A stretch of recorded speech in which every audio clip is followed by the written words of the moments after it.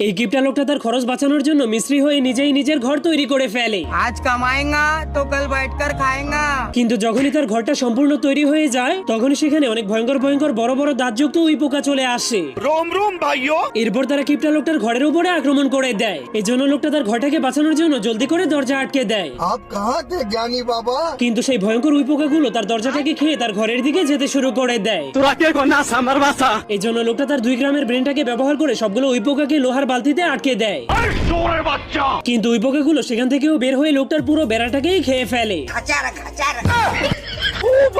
এরপর পোকাগুলো আবার তার ঘরের দিকে যেতে শুরু করলে লোকটা জলদি করে তার ঘরের চারপাশে গর্ত করে সেই গর্তের মধ্যে পানি দিয়ে দেয়, যার কারণে পোকাগুলো তার ঘরে যেতে না পারার কারণে কান্না শুরু করে দেয়।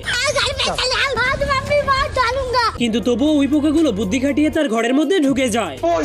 এরপর কাঠ দিয়ে তৈরি করা তার সবগুলো ফার্নিচারকে খেয়ে ফেলে। এমনকি কয়েক মিনিটের মধ্যেই তার পরিশ্রম করে তৈরি করা পুরো ঘরটাকেই